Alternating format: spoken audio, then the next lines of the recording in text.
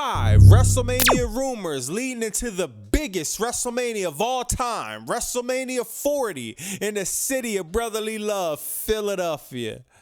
Now, some of these rumors have been circulating online more than others. We're going to get into the 5 that I think was the most interesting, and we're going to jump right into it. It's Bobby Monsoon, 215. Like, comment, subscribe. Rumor number 5.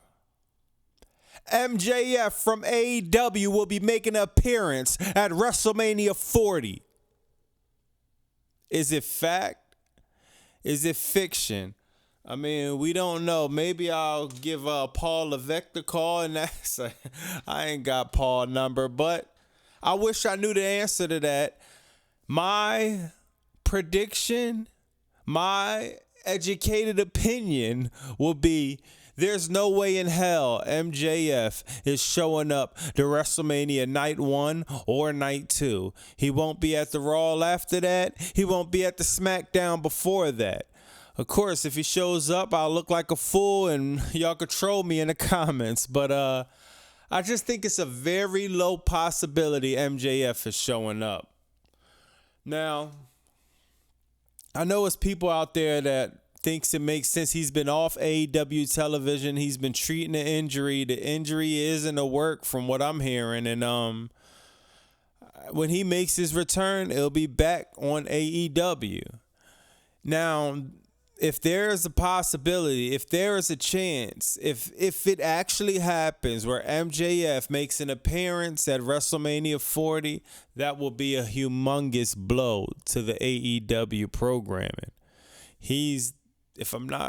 I feel like he's the top star at AEW, and I'm catching up on a lot of my AEW material, but I know about MJF. I know about his work.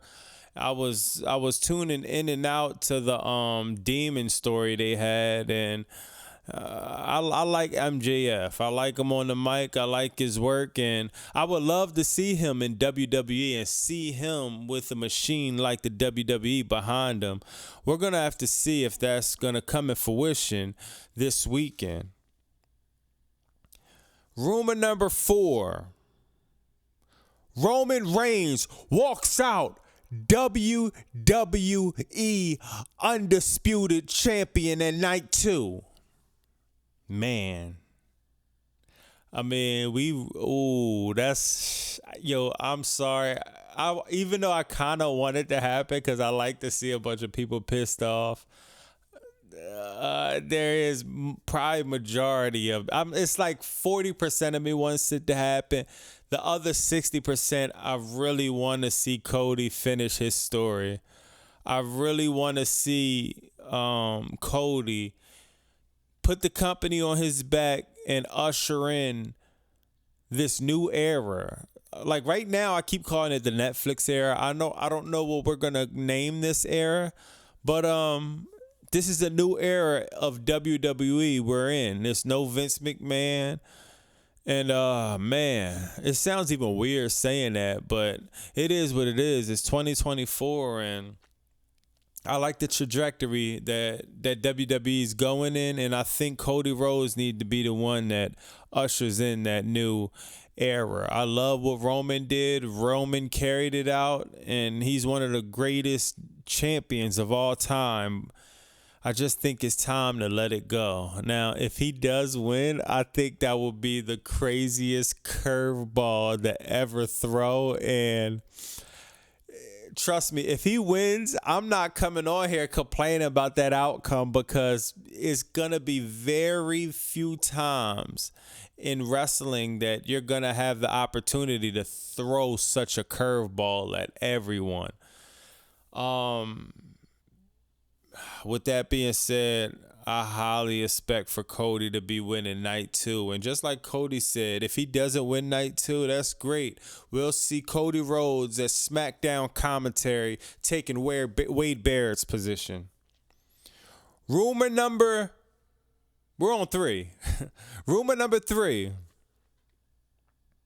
Seth Rollins screws Cody Rhodes over. Now, I said this before in previous videos. That will make a lot of sense. Seth don't like to lose. Seth don't like to lose 2 times. You beat Seth Rollins on a PLE 3 times in a row. Then the last time you had a torn pec, you was injured, and he still lost. That's a hit on Seth's legacy. And it's not going to be too many opportunities where Seth could really fuck Cody Rhodes over. What better time to fuck Cody Rhodes over than at the grandest stage of them all? At the biggest WrestleMania of all time. His shot to finish his dream. To bring Mama Rhodes, that WWE Undisputed Champion, and say, I did it for the family. I won't be mad at that. And Seth has every reason in the book to do it. And I ain't gonna lie, if I'm Seth Rollins, I'm screwing Cody Rhodes over. The heat Seth Rollins carries after Mania, remember it's the long game, the heat he carries after Mania from screwing him over will be second to none.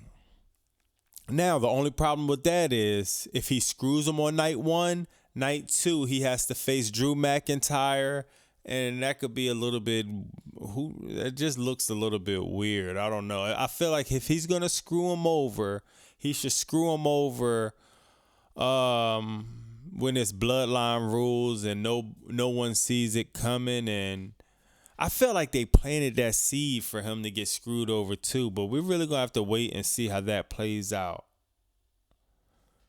Rumor number 2. This should have been rumor number 3, actually, but I tried to switch it up. Rumor number 2. Damian Priest will cash in the Money in the Bank on Seth Rollins versus Drew McIntyre match. I really hope he cashes it in sometime this decade. Damian Priest has held that briefcase way too long. He dragged this out way too long. We're sick of seeing it. Money in the Bank is starting to come back up. The contract is starting to expire. Even though no one said that, it should be, you have 1 year to do this, bro. And I think after what happened with this situation, they need to chop that down to, okay, you got 9 months to cash this in and do something with it. But, man, Damian Priest, he's most likely, he has to try to cash in. Or, you know what would be fire? I'm going to tell you what would be fire. It probably really wouldn't because everybody cashes in to get a shot at the top title. But I wouldn't be mad at Gunther versus Sami Zayn. Sami Zayn pull off the impossible. He beats Gunther in a crazy-ass classic match. Then you see a fucking Judgment Day come out. Damian Priest cashes in. He cashes it in. He hits the choke slam from hell, whatever his move called. It's not the choke slam. I can't think of his move right now, but it's the choke slam where he picks you up, then he sits you down, and 1, 2, 3, Damian Priest, the new Intercontinental Champion. Then you got the beef with Damian Priest and Gunther because they already had a weird situation go. Remember, WWE plants these seeds, so it's not far-fetched for this to happen. I'd like to see it happen.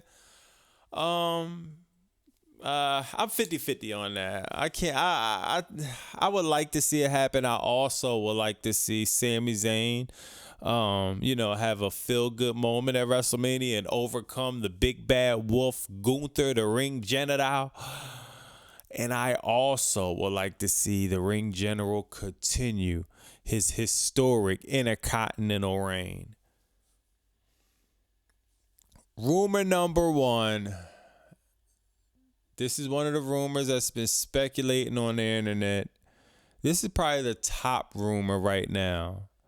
Stone Cold Steve Austin, my number 2 favorite wrestler of all time. I already told you my number 1. The best there ever is, the best there ever was, the best there ever will be. The excellence of execution, Bret the Hitman Hart.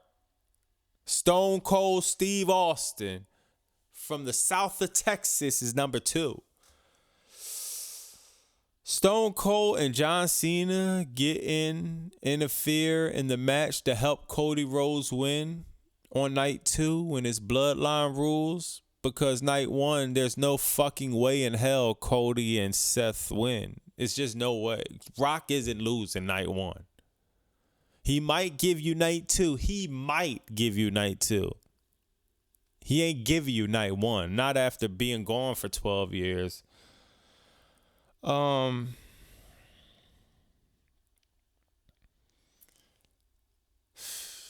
Stone Cold and Cena interfering. As cool as that sounds, I really don't see it. Like I just feel like I don't see it. I don't see it.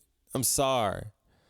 It sounds cool. First, seeing Cena and Stone Cold even working together, even when people showing him on the look, he's on the back of the truck in the segment where Rock was whipping Cody ass outside. They showed that truck, that trailer with them 2 faces on it. It looks cool, I guess. I mean, like I could do without it, to be honest. Stone Cold, he's just up there. He's not really moving how he used to. John Cena, I feel like John Cena could get integrated in Wrestlemania differently than being in the main event. We don't really want to see them in the main event. I don't know. I feel like it could just turn into a mess, to be honest. I mean, we'll see, but everybody's saying just because you've seen these 2 faces on the trailer that they are going to have something to do with WrestleMania. And I agree with that. I feel like Stone Cold's going to come out. 90,000 plus people are going to pop. I feel like John Cena could definitely make an appearance, but in the fucking WWE Undisputed title match at the biggest WrestleMania of all time, it's already going to be Bloodline rules, so it's like 4 people. Then you got Jimmy. Then you got Solo. Then you got Jay. Then are you going to have a fucking 10-man interference clusterfuck at the biggest WrestleMania of all time? I just feel like that's just too much going the fuck on. And if you're going to have Cody walk out, have Cody walk out straight up. You know, like if y'all going to do Bloodline rules, you know what I mean? Have him overcome like, what's the fuck that word I'm trying to think? Unbelievable, for lack of a better term. Have him overcome unbelievable odds and pull it off, and he got the dream, and everybody could say, whoa, at the end, and everybody could cry, and the pyro could go off, and everybody leave in Philadelphia happy. I think that's the best way to go about this. I think that's the best way to close that out and to usher in the new year, as I said. Well, the new this new phase we're going in with WWE. Those are top 5 rumors. It's Bobby Monsoon. Like I said, like, comment, subscribe. Let me know if it's any topics y'all want to talk about in these videos, and you know, I got some good things coming up for this channel, so stay tuned. I see the numbers going up. I see the subscribers going up. And I'm going to keep working hard. I'm going to keep elevating the content. So just stay tuned. It's Jay.